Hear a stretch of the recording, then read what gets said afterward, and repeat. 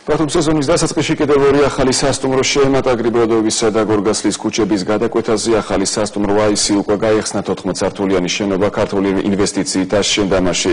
სხვადასხვა კლასის 35 ნომერია განთავსებული სასტუმრო ბოდ ბათუმი ყოფილი საზღვაო აკადემიის შენობაშია განთავსებული. მისი რესტავრაციაც ქართული ინვესტიციებით მოხდა.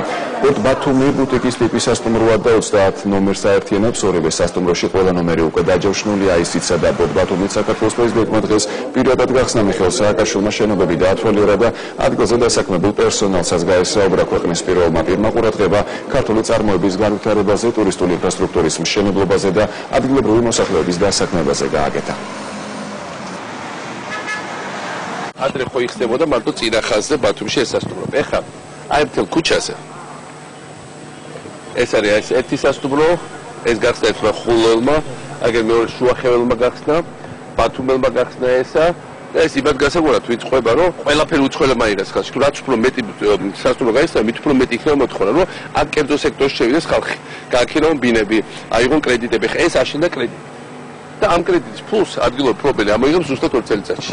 ისეთი დატვირთვა ექნება. ამიტომ ამ ხალხსაც როცა შემოიყვათ შიგნიდან ქვაფენლებს, წყალმომარაგება მუშაობა, განათლება ყველგან კეთდება, ეზოების ყველგან უწყობთ, მათაც გაუჩნდება საშუალება, რომ ტურისტული ბუმით, ისტორიული ნამდვილად ისტორიაში არნახული ტურისტული ბუმით ისარგებლოს. სხვანაირად პირიქით უფრო დაზარალდებიან, თუ მათ თვითონაც არ მიიღეს შემოსავლები, ხო? თუ მათ შვილები არ დასაქმდნენ, თუ მათ ბიზნესებში პატარ-პატარა ბიზნესები არ გაუჩნდათ, პატარ-პატარა კაფეები არ გახსნეს, მაღაზიები არ გახსნეს.